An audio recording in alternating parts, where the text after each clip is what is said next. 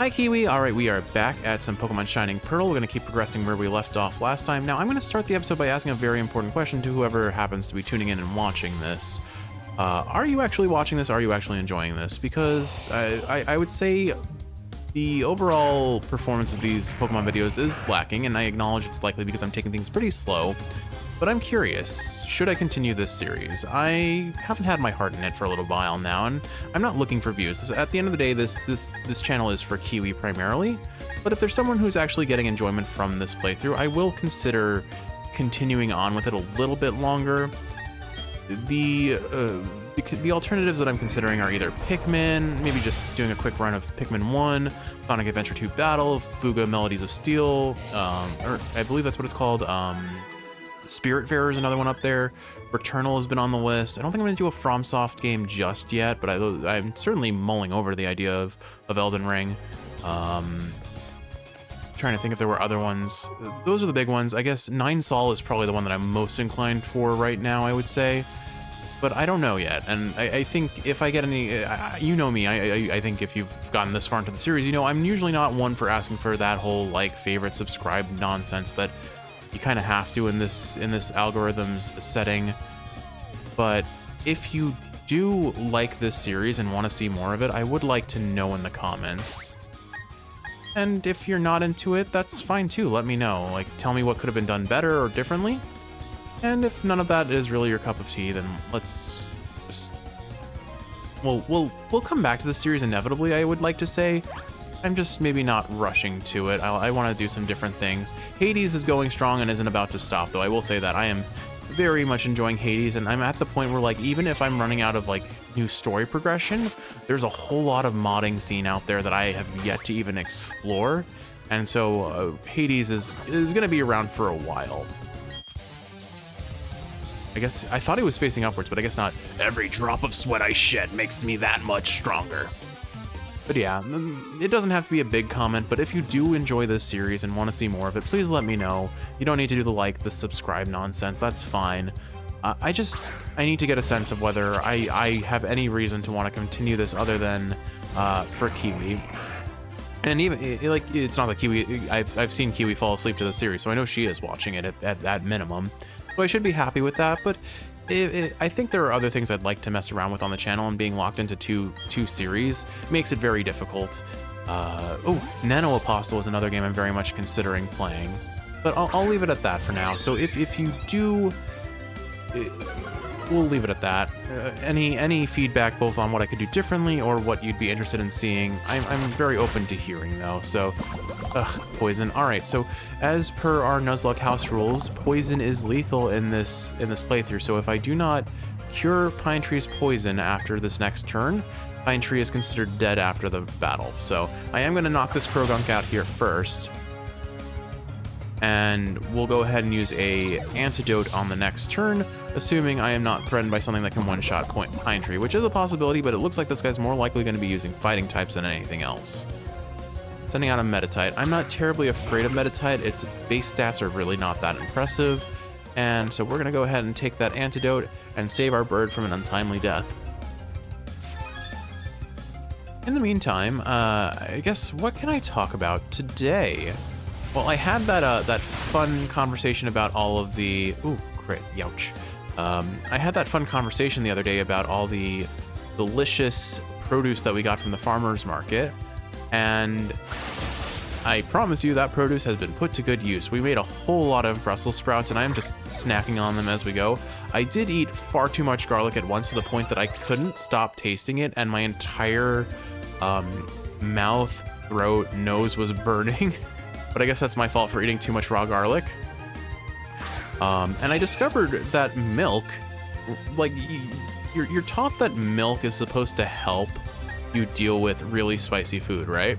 At least in the case of like things that have capsaicin in them, the principal oil that makes food spicy, and milk being something that has fats in it can help wash away that oil that accumulates on your mouth and such, that makes the burning sensation as bad as it is. So I was depending on that notion to help wash out the garlic. Well, I discovered that milk and garlic kind of have the similar effect to orange juice and milk. I don't want to believe this happened, but a loss is a loss. And oh my goodness, did I lose. It burned. It made my entire throat and mouth start tingling, and the burning actually felt worse rather than better. It was an awful experience, and I would recommend it to no one.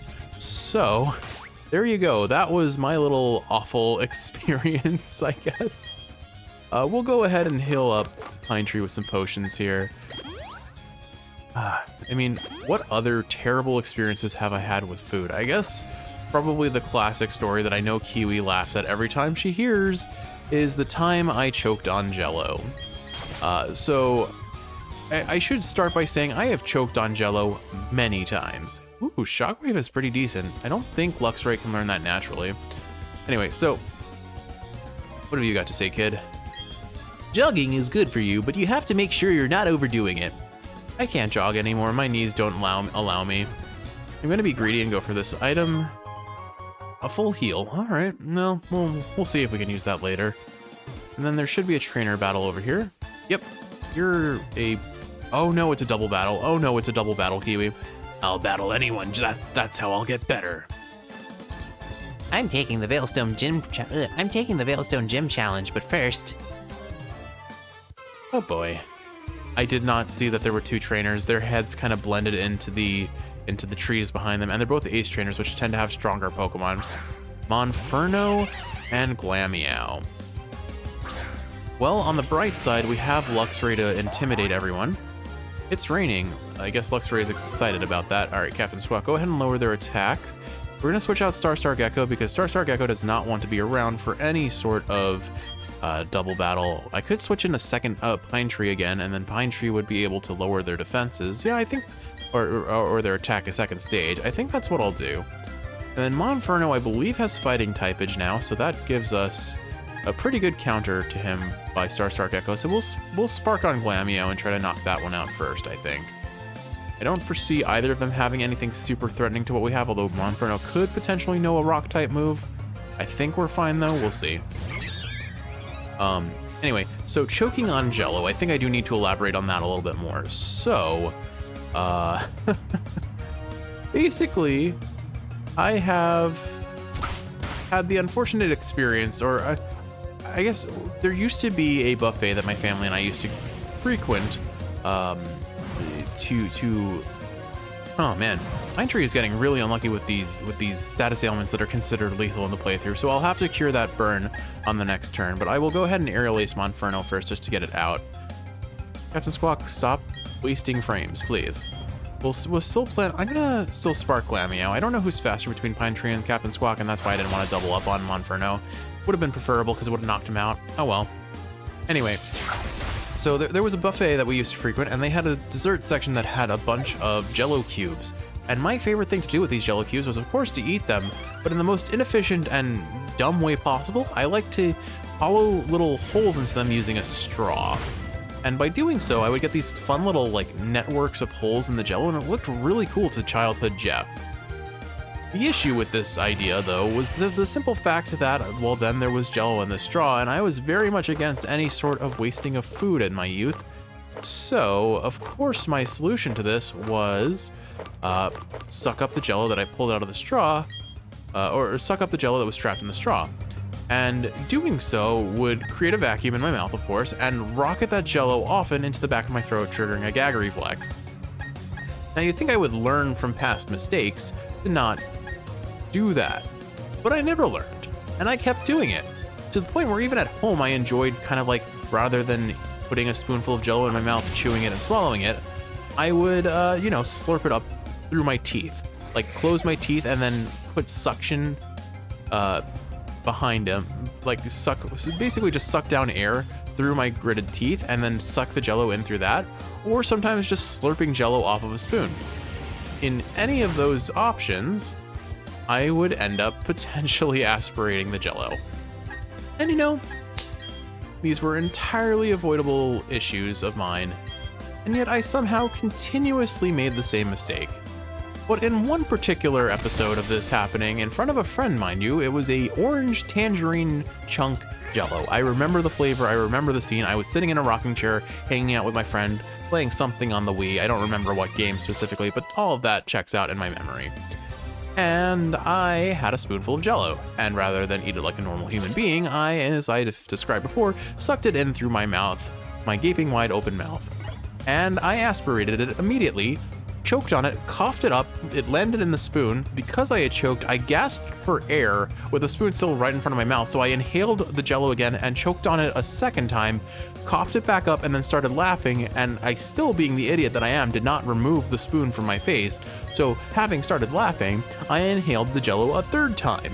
And that was finally when I realized, oh wow, I am just a horrendous mess of a human being that does not deserve to live on this earth. If natural selection had its way, I would have not made it this far, but thankfully I have people like my friends, my mom, my other mom, my other mom, my other mom, and Kiwi to keep me alive. Shout out to all you moms there that have had to take care of me through grad school, undergrad, and before that too.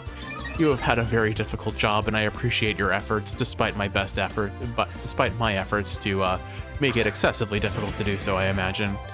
All right, we've got a Gyarados on the field. Thankfully, I did use Charge on Luxray, so our quad effective Spark, which now has its damage, I think, doubled, should take care of Gyarados, even though he has, in theory, reduced our attack by a fair margin.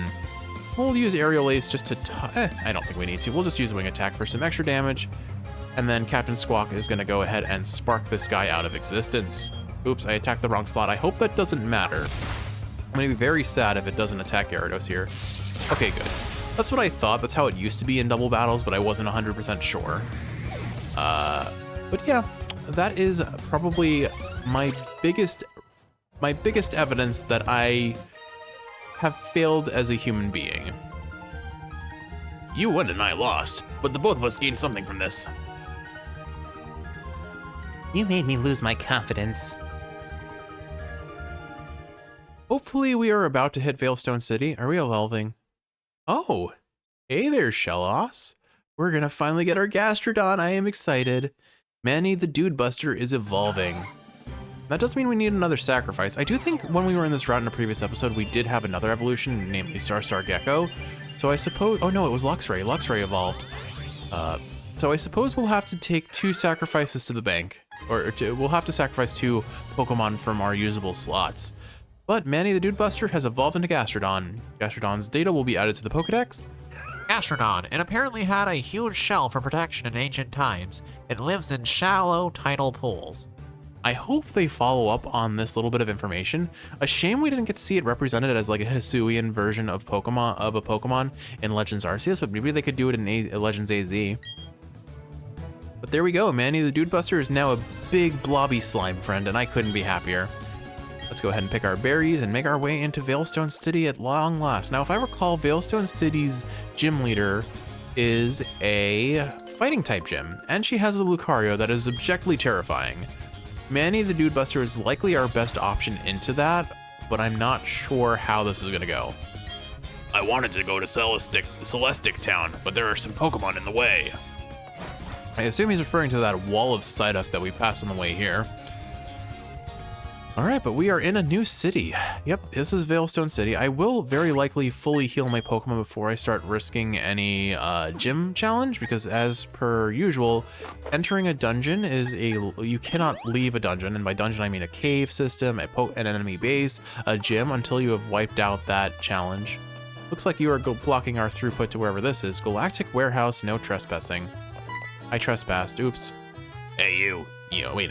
Hey you, yeah you. This is Team Galactic's warehouse. It ain't no playground for kids. What do you got to say about yourself? This is the awesome Team Galactic's awesome warehouse. A little kid like you should be playing at the Pokemon gym. After all, the gym leader happens to be a kid just like you. Wah.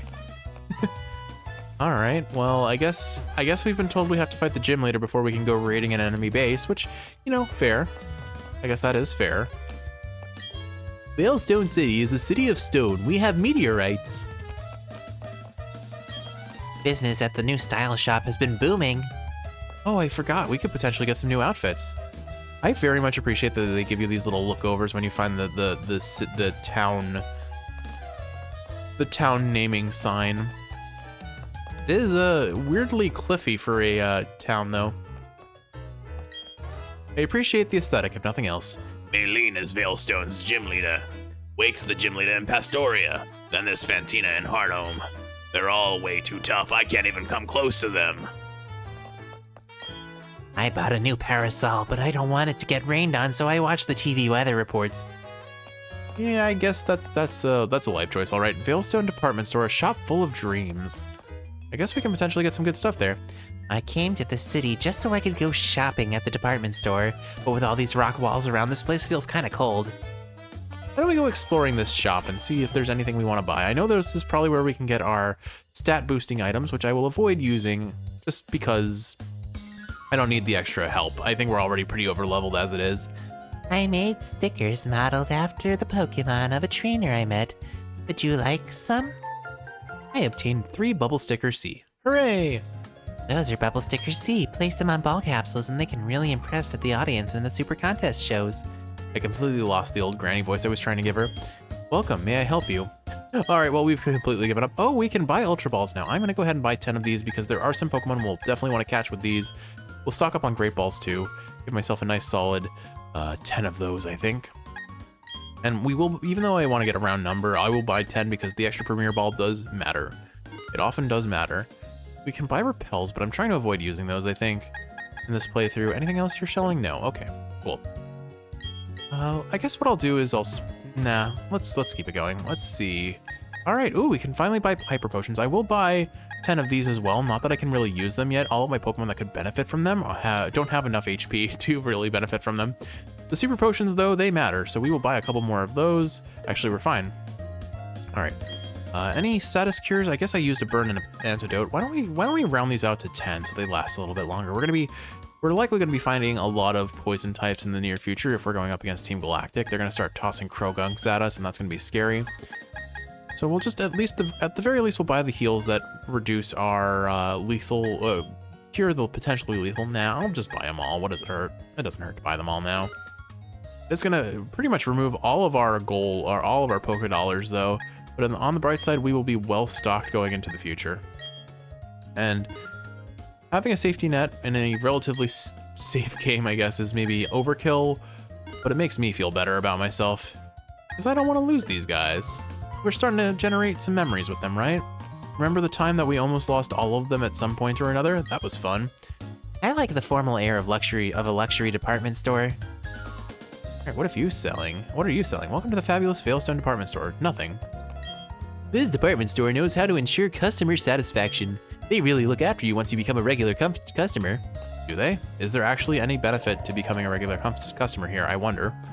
It would be, I do always like the notion of like in-game shops that have like a reward system for the more you buy. The Premier Ball is about the only thing I can think of in Pokemon that has that metric. I'm gonna give an HP up to my Kricketot. This is gonna raise its base HP, huh? You don't look like you deserve that voice. I am sorry. We're giving away a Poketch app for free as a promotion. I can give you the counter app over the counter. Would you like it? Sure. Okay, here's the app. Now go forth and count.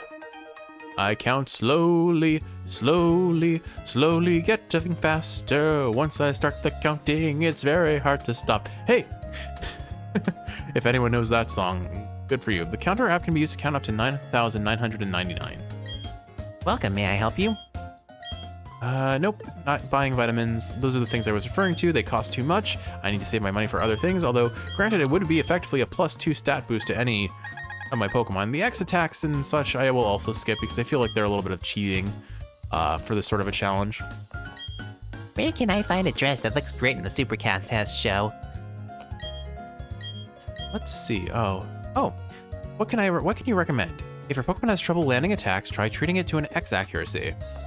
Nope, not interested. Hey, I mean, the challenge of these towns is always just I have so many one-off voices that I have to use. I love TMs, so I come here to window shop all the time. What voices haven't I used yet? Welcome, may I help you? Nope. Smoker's voice is out. All right, so here's a whole, ooh, we can buy U-turn. Ooh, that's a really good move to have on this party. Because it can let us switch out and be pretty safe. Work up's decent for raising attack stat. Oh, Swords Dance. Ooh, we could get some Pokemon set up pretty well.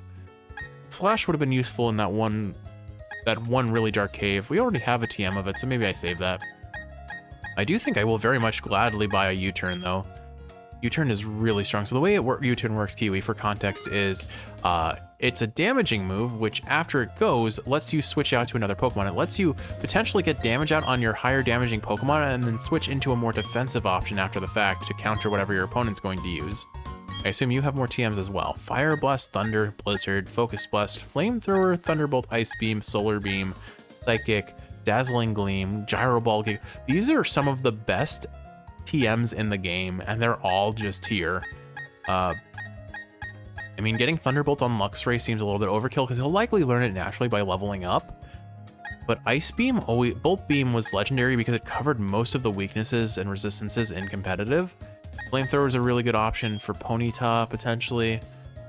I think what I'm going to do here is let's definitely buy an Ice Beam. I don't know who would... It would be good on Gastrodon, potentially, if Gastrodon can learn it, because that'll give him a counter to grass types that could potentially threaten him. I think I will buy one Thunderbolt and see where it can end up. And I can't afford anything else, so that's it for this. Let's see, can someone learn these TMs that we just got? Because I think I could really benefit from some of this. Let's see, where did you end up? Oh, we got Strength is a pretty good move too, just for damage potential. I could give that to Boulder, to Quipplecore potentially. I just called him Boulder. I did. All right, who can learn U-turn? Pine Tree can learn U-turn, and I am definitely giving that to Pine Tree. If I could get my cursor over Pine Tree, there we go. Pine Tree, please learn U-turn and replace Wing Attack, I think. Yeah, Wing Attack and Aerial Ace are the same base power. The only difference is Aerial Ace does not miss. You know what, I guess I'll get rid of Tackle. There's no reason to keep Tackle over U-turn.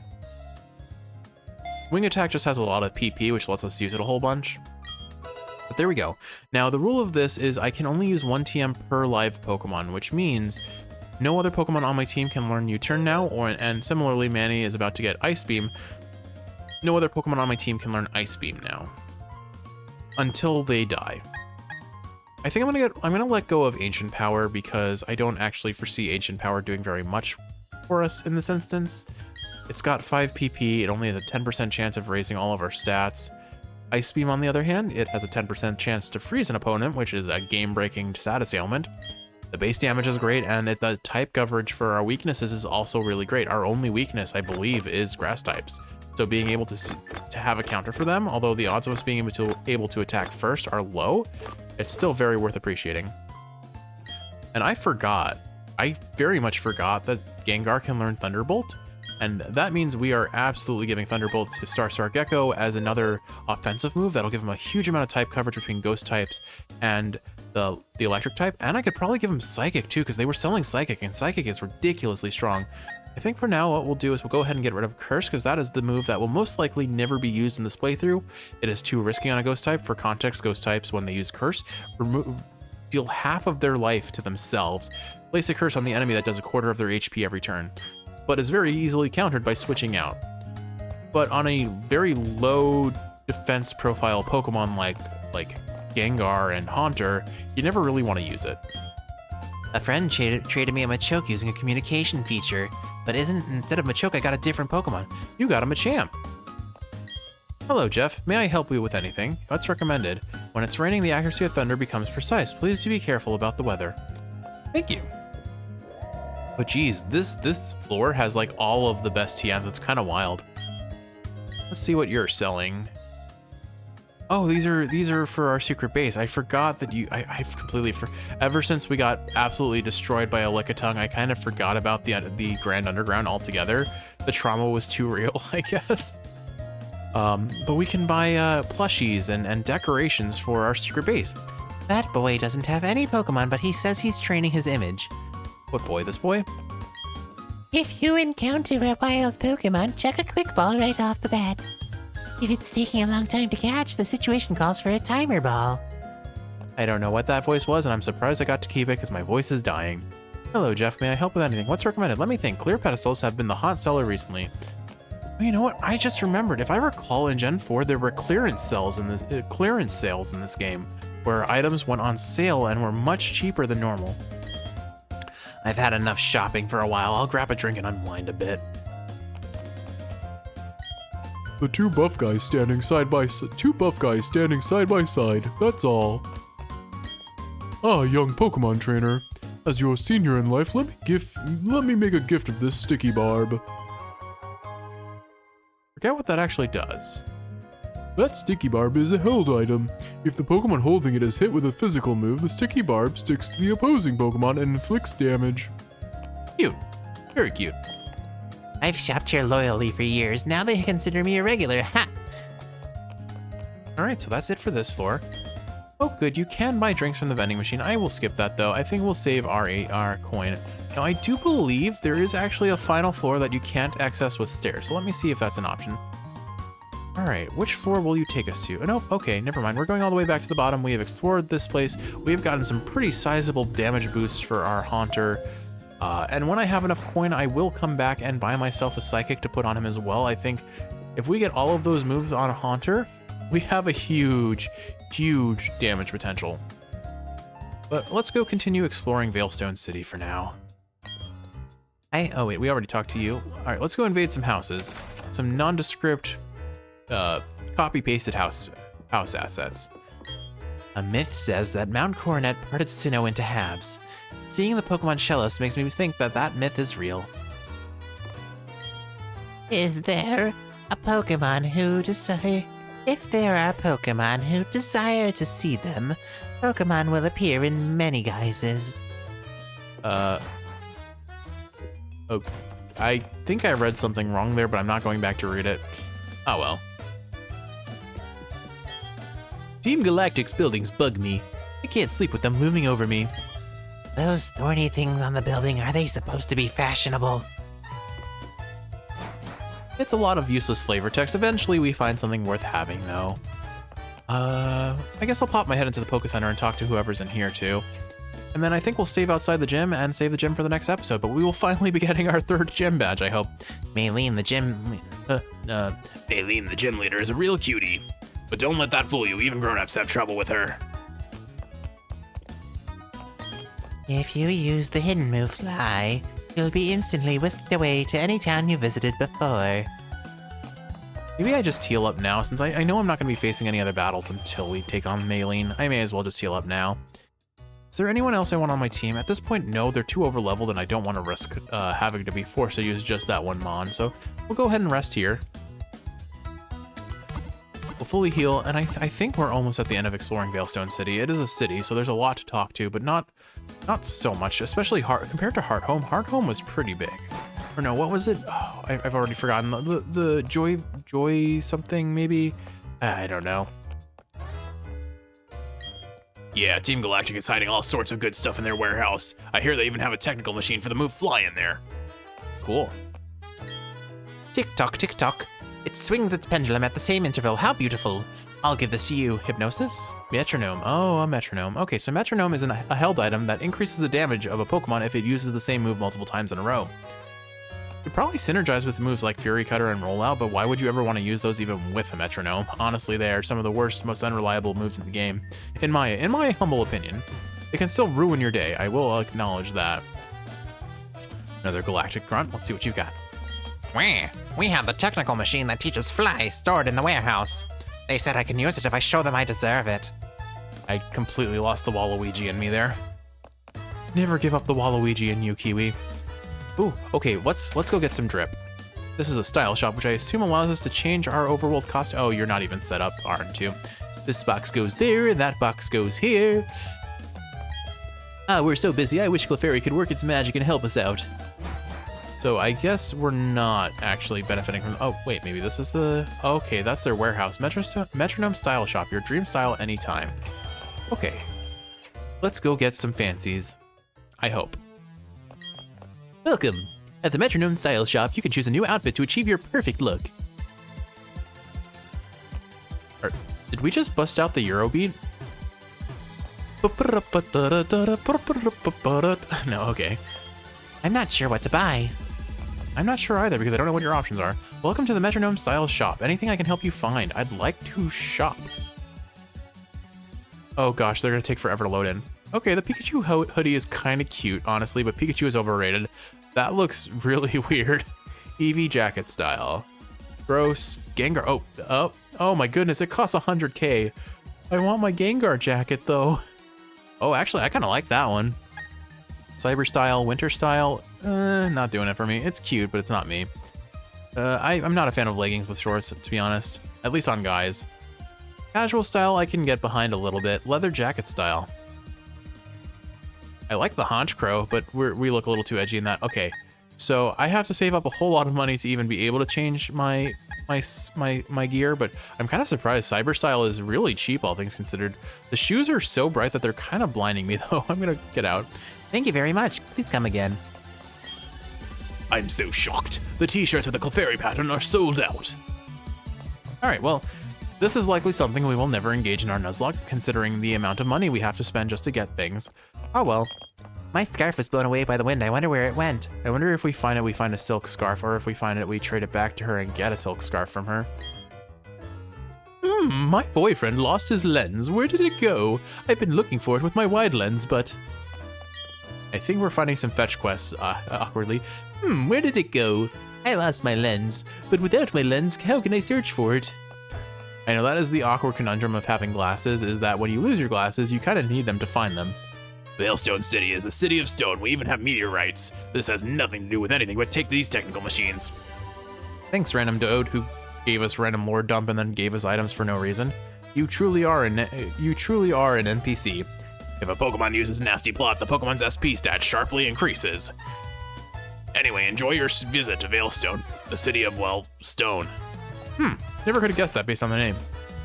Although, based on the name, you would think it's hidden stone since it's veiled. But oh well. Oh, looking a little tired? No, not you. I mean your Pokemon. If you'd like, I can give you a massage to your Pokemon. Would you like that? Sure, I'll take a massage for my Pokemon. Which one needs a little love?